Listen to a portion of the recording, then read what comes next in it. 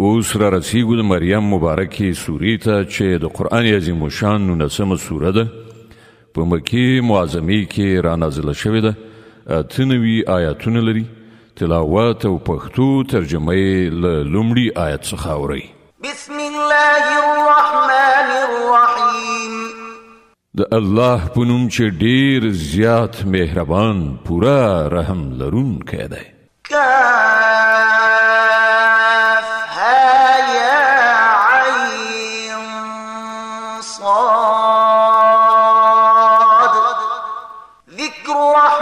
ربك عبده زكريا إذ نادى ربه نداء خفيا. كاف ها يا عين صاد. د هغه رحمت یادونه د چې ستا رب پر خپل بنده زکریا علیه السلام کړی و کله چې هغه خپل رب په پټه پټه وباله. قال رب إني وهن العظم مني واشتعل الرأس شيبا ولم أكن بدعائك رب شقيا. غرض وکړه ای پروردګاره زما ان هډوکي کمزوري شوي دي او سر مې له ډېر زوړوالي نه بل وهي. ای پروردګاره زه هیڅکله له تا څخه په دعا غوښتنه کې نامراده نه یم پاتې شوی. وإني خفت الموالي من ورائي وكانت امرأتي عاقرا فهب لي من لدنك وليا يرثني ويرث من آل يعقوب واجعله رب رضيا. زلزانه وروسته د خپل قوم له بدیو نه ویریږم او زما میرمن شنډه ده نو ما ته په خپل ځانګړي لورینه او داسې وارث را په برخه کړه چې زما وارث هم وي او د یعقوب د کورنۍ میراث هم ومومي او ای پروردګاره هغه یو غوره انسان وګرځوه. یا زکریا انا نبشرك بغلام اسمه يحيى لم نجعل له من قبل سميا. جواب ورکړ شو ای زکریا مونږ تا ته دیو هلک زیری درکو چې د هغه نوم به یحیی وي. مونږ په دې نامه له دې نه مخکې هیڅ سړی نه دی پیدا کړی. قال رب أنا يكون لي غلام وكانت امرأتي عاقرا وقد بلغت من الكبر عتيا. زکریا عرض وکړ پروردګاره ښه نو زما به څنګه زوی وشي چې میرمن مې شنډه ده او زه له زړښته وچ شوی یم.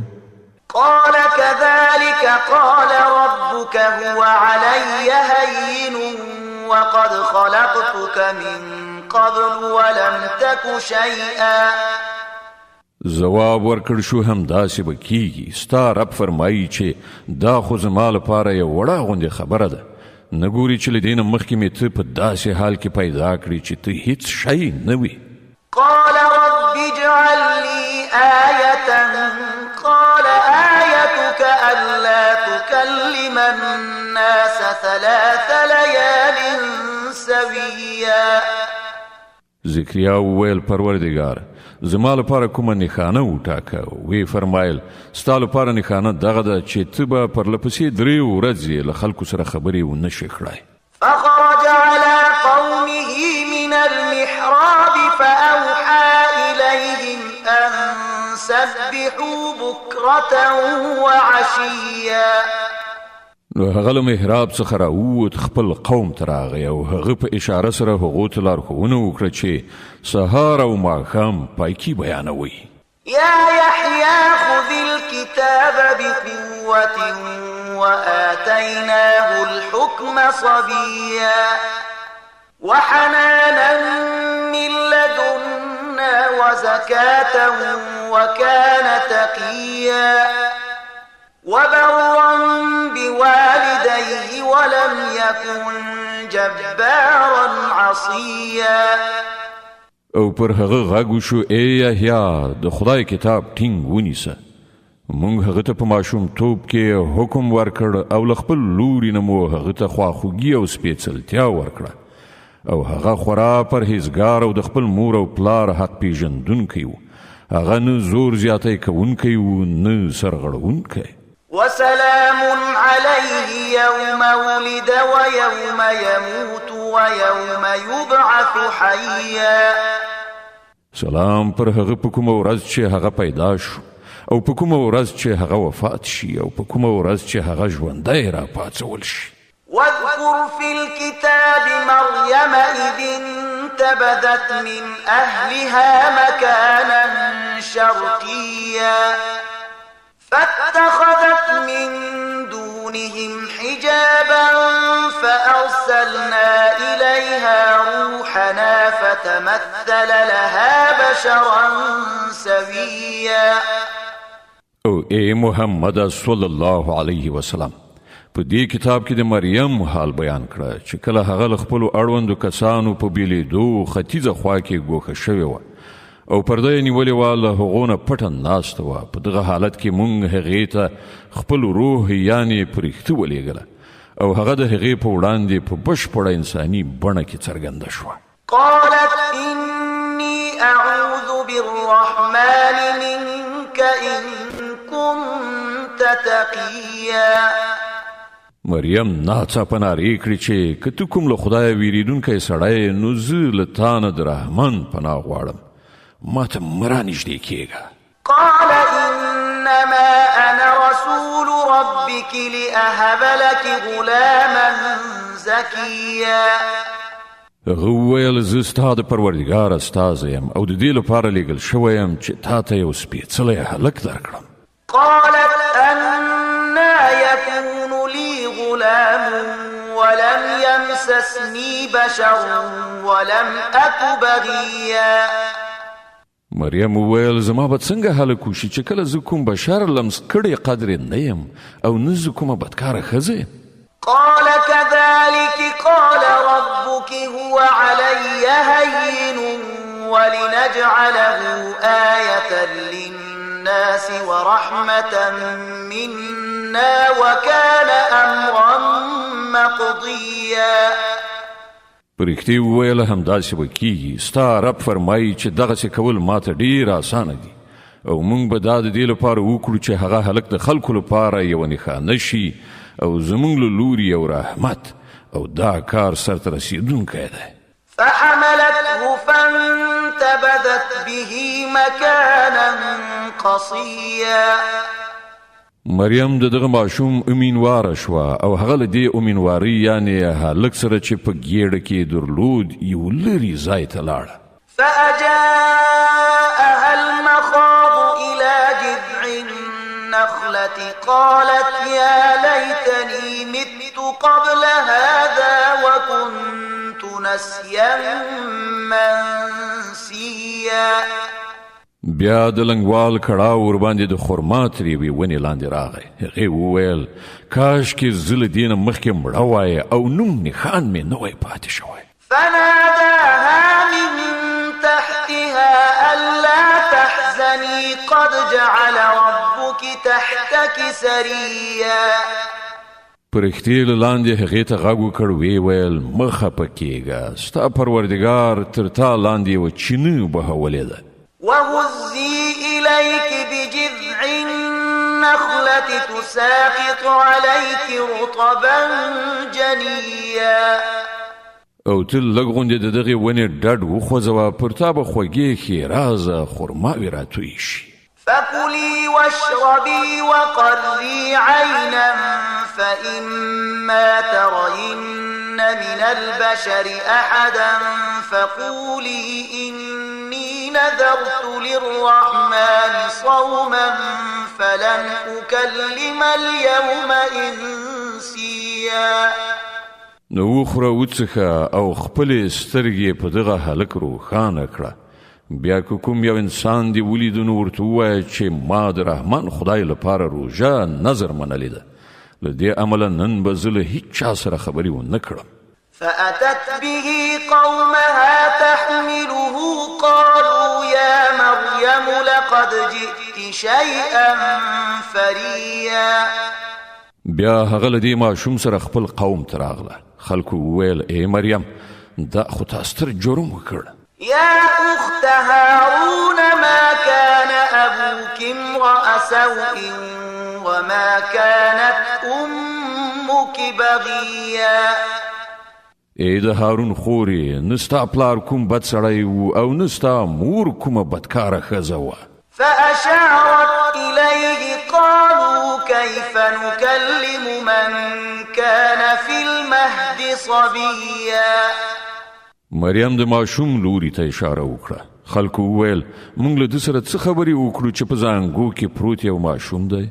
قال إني عبد الله آتاني الكتاب وجعلني نبيا وجعلني مباركا أينما كنت وأوصاني بالصلاة والزكاة ما دمت حيا وبرا بوالدتي ولم يجعلني جبارا شقيا والسلام علي يوم ولدت ويوم أموت ويوم أبعث حيا.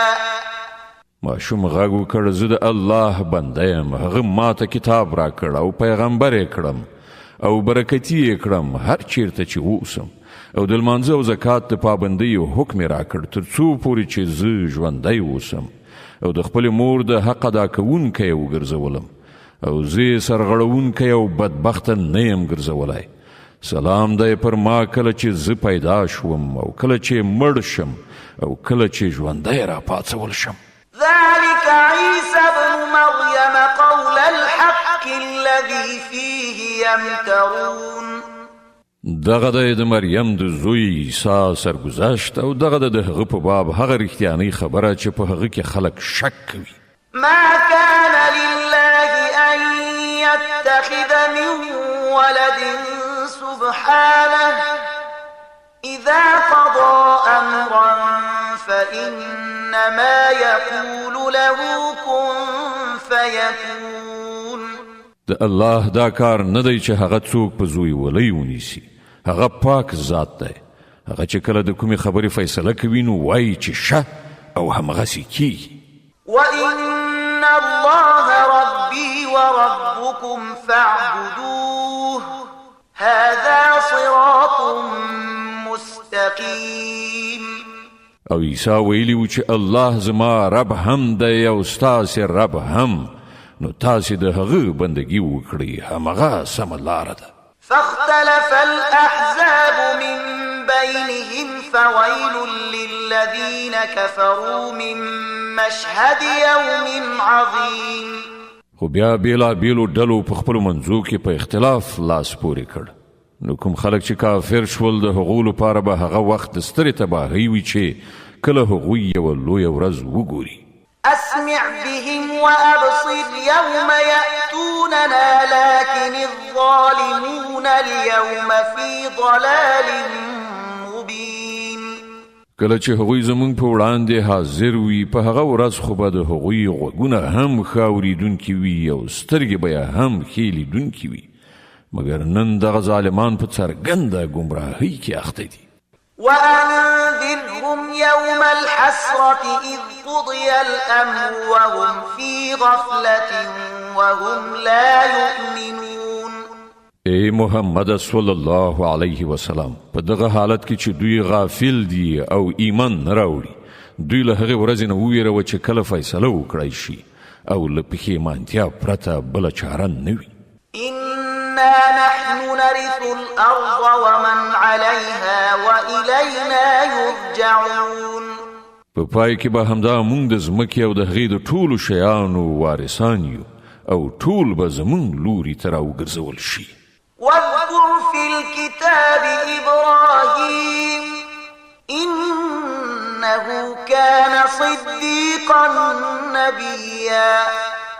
او په دې کتاب کې د ابراهیم علیه السلام قصه بیان کړه، بېشکه هغه یو ریښتونی انسان او پیغمبر و. إذ قال لأبيه يا أبت لم تعبد ما لا يسمع ولا يبصر ولا يغني عنك شيئا. دوی ته لږ هغه وخت ور یاد کړه چې کله هغه خپل پلار ته وویل چې پلار جانه ته ولې د هغو شیانو عبادت کوي چې نه څه اوري نه څه ویني او نه ستا څه کار جوړولی شي. يا أبت إني قد جاءني من العلم ما لم يأتك فاتبعني أهدك صراطا سويا. پلار جانه ما ته یو داسې علم راغلی دی چې تا ته نه دی راغلی. ته په ما پسې راځه زه به تا ته سمه لاره وښیم. يا أبت لا تعبد الشيطان إن الشيطان كان للرحمن عصيا. پلار جانه ته د شیطان بندگی مه کوه. شیطان خو له رحمان خدای څخه سرغړونکی دی. يا أبت إني أخاف أن يمسك عذاب من الرحمن فتكون للشيطان وليا. پلار جانه زه ویریږم چې چیرته ته د رحمان خدای په عذاب اخته نشي او د شیطان ملګری شي. قال أراغب أنت عن آلهتي يا إبراهيم لئن لم تنته لأرجمنك واهجرني مليا. پلار وویل ابراهیمه آیا ته زما له معبودانو څخه اوښتی؟ که ته بیرته راوان نه وړې نو زه به تا سنګسار کړم. ته د تل لپاره له ما څخه بیل شه. قال سلام عليك سأستغفر لك ربي إنه كان بي حفيا. ابراهیم وویل سلام دی تا ته. زه به د خپل رب نه دعا وغواړم چې تا ته بښنه وکړي. زما رب په ما ډیر زیات مهربان دی. وأعتزلكم وما تدعون من دون الله وأدعو ربي عسى ألا أكون بدعاء ربي شقيا. زه تاسې هم پرېږدم او هغه هستی چې تاسې له خدایه پرته بلی. زه به خپل رب وبلم. هیله ده چې زه د خپل رب په بلنه نامراده ونه اوسم.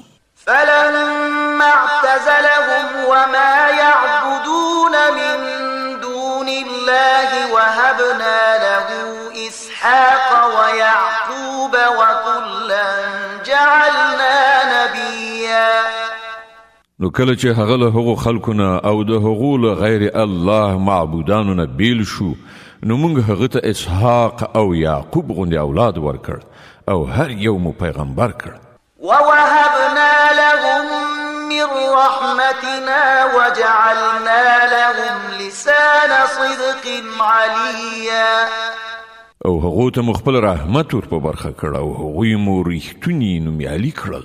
واذكر في الكتاب موسى إنه كان مخلصا وكان رسولا نبيا. او په دې کتاب کې د موسی علیه السلام یادونه وکړه. هغه یو غوره کړی شوی شخص او استازی پیغمبر و. وناديناه من جانب الطور الأيمن وقربناه نجيا. موږ هغه د تور له ښي اړخ نه وباله او د راز په خبرو اترو سره مو نږدېوالی ور په برخه کړ. ووهبنا له من رحمتنا أخاه هارون نبيا. او په خپل مهربانۍ سره مو د هغه ورور هارون پیغمبر وګرځاوه. هغه ته مو د مرستیال په ډول ورکړ. واذكر في الكتاب إسماعيل إنه كان صادق الوعد وكان رسولا نبيا. او په دې کتاب کې د اسماعیل یادونه وکړه. هغه په وعده کې ریښتونی و او خاص استازی پیغمبر و. وكان يأمر أهله بالصلاة والزكاة وكان عند ربه مرضيا. هغه خپل کورنۍ ته د لمانځه او زکات حکم کاوه او د خپل رب په وړاندې یو غوره انسان. واذكر في الكتاب إدريس إنه كان صديقا نبيا ورفعناه مكانا عليا. او په دې کتاب کې د ادریس یادونه وکړه. هغه یو ریښتونی انسان او یو پیغمبر او هغه مونږ لوړ مقام ته خېژولی. د مریم مبارکه سوره چې د قرآن عظیم الشان 19مه سوره ده په مکې معظمې کې رانازله شوې ده. 98 مبارک آیاتونه لري.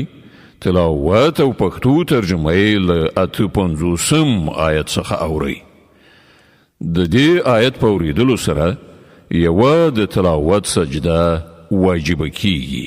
أولئك الذين أنعم الله عليهم من النبيين من ذرية آدم وممن حملنا مع نوح ومن ذرية إبراهيم وإسرائيل وممن هدينا واجتبينا إذا تتلى عليهم آيات الرحمن خروا سجدا وبكيا. دا هغه پیغمبران دي چې پر هغو باندې الله پیرزوینه کړې ده د آدم علی السلام له اولادینه او د هغو خلکو له زوجات څخه چې موږ هغوی له نوح علی السلام سره په کشتۍ کې سپاره کړي وو او د ابراهیم علی السلام له اولادینه او د اسرائیل علی السلام له اولادینه او دوی له هغو خلکو څخه وو چې موږ ورته لارښوونه وکړه او د هغو حال دا و چې کله به د رحمان خدای آیاتونه ورته اورول کېدل نو د ژړا په حال کې به په سجده پرېوتل. فخلف من بعدهم خلف أضاعوا الصلاة واتبعوا الشهوات فسوف يلقون غيا إلا من تاب وآمن وعمل صالحا فأولئك يدخلون الجنة ولا يظلمون شيئا. جنات عدن التي وعد الرحمن عباده بالغيب إنه كان وعده مأتيا. بیا له هغو وروسته هغه ناکاره خلکو د هغو ځای ونیو چې لمونځ یې ضایع کړ او د نفس د غوښتنو پیروي یې وکړه نو نږدې ده چې هغوی د ګمراهۍ له عاقبت سره مخامخ شي. البته څوک چې توبه وباسي او ایمان راوړي او ښه عمل غوره کړي هغوی به جنت ته ننوځي او د هغو حق به تلف نشي. د هغو لپاره د دایمي استوګنې جنتونه دي چې رحمان خدای له خپلو بندګانو سره د هغو نالیدلې وعده کړې ده او دغه وعده په باوري توګه ترسره کیدونکې ده. لا يسمعون فيها لغوا إلا سلاما ولهم رزقهم فيها بكرة وعشيا. هلته به هغوی کومه بابیزه خبره وانه اوري سلام به واوري او د هغو روزي به ورته پرله پسې سهار او ماښام ورسیږي. تلك الجنة التي نورث من عبادنا من كان تقيا. دغه د هغه جنت چې مونږ به د هغه وارثان له خپلو بندګانو نه هغه کسان وګرځو چې تقوا یې غوره کړې ده. وما نتنزل إلا بأمر ربك له ما بين أيدينا وما خلفنا وما بين ذلك وما كان ربك نسيا. اے محمد صلی الله علیه وسلم پرښتې وایي مونږ ستا د رب له حکم نه پرته نه راکوزیږو. څه چې زمونږ مخې ته دي او څه چې زمونږ شاته دي او څه چې د دې په منځ کې دي د هر څه څښتنه همغه دی او ستا رب هیرونکی نه دی.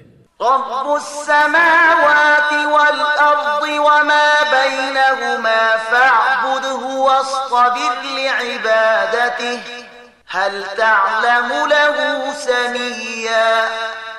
هغه د اسمانونو او ځمکې او ټولو هغو شیانو رب دی چې د اسمان او ځمکې ترمنځ دي نو ته د هغه بندګي وکړه او د همغه په بندګۍ باندې کلک اوسه. آیا شته ستا په علم کې کومه هستی د هغه سیال؟ ويقول الإنسان أإذا ما مت لسوف أخرج حيا. انسان وایي آیا په رښتیا کله چې زه ومرم بیا به ژوندی راویستل شم؟ أولا يذكر الإنسان قبل ولم يك شيئا. آیا انسان نور یادوي چې مونږ مخکې دای پیدا کړی دی په داسې حال کې چې دای هیڅ شی هم نه؟ فوربك لنحشرنهم والشياطين ثم لنحضرنهم حول جهنم جثيا. ستا پر رب قسم چې مونږ به رومرو دوی ټول او له دوی سره شیطانان هم ایثار راولو، بیا به د دوزخ چار پیر سرکوزي په ګونډو را حاضر کړو. ثم لننزعن من كل شيعة أيهم أشد على الرحمن عتيا. بیا بل هر ډلنه هر هغه څوک په بیل توګه راوباسو چې د رحمان خدای په مقابل کې زیات سرکشه شوی. ثم لنحن أعلم بالذين هم أولى بها صليا. بیا په دې باندې موږ ښه پوهیږو چې له هغو نه کوم یو تر ټولو زیات په دوزخ کې د غورځېدو وړ دی. وإن منكم إلا واردها كان على ربك حتما مقضيا. له تاسې نه هیڅوک داسې نشته چې دوزخ ته ورتلونکي نه وي. دا خو یوه فیصله شوې خبره ده چې د هغې ترسره کول ستا د رب په غاړه دي. ثم ننجي الذين اتقوا ونذر الظالمين فيها جثيا. بیا به موږ هغه کسان وژغورو چې په دنیا کې پرهیزګاران او ظالمان به په همغه کې غورځېدلي پرېږدو. وإذا تتلى عليهم آياتنا بينات قال الذين كفروا للذين آمنوا أي الفريقين خير مقاما وأحسن نديا. دوی ته چې کله زموږ روښانه آیاتونه ورول کیږي نو منکران مؤمنانو ته وایي وښایاست له موږ دواړو ډلو نه کومه یوه په ښه حالت کې ده او د چا غونډې زیاتې شانداره دي. وكم أهلكنا قبلهم من قرن هم أحسن أثاثا ورئيا. په داسې حال کې چې موږ له دوی نه مخکې څومره داسې قومونه هلاک کړي دي چې له دوی نه زیات وسایل درلودل او په ظاهري شان شوکت کې له دوی نه پر مخ تللي وو. قل من كان في الضلالة فليمدد له الرحمن مدا حتى إذا رأوا ما يوعدون إما العذاب وإما الساعة فسيعلمون من هو شر مكانا وأضعف جندا. دوی ته ووایه څوک چې په ګمراهۍ کې اخته کیږي هغه ته رحمان خدای مهلت ورکوي تر دې پورې چې کله دغه راز خلک هغه څه وګوري چې له هغو سره یې وعده شوې ده، که هغه د الله عذاب وي او که د قیامت ساعت، نو بیا هله ورته څرګندېږي چې د چا حال خراب دی او د چا ډله کمزورې ده. ويزيد الله الذين اهتدوا هدى والباقيات الصالحات خير عند ربك ثوابا وخير مردا.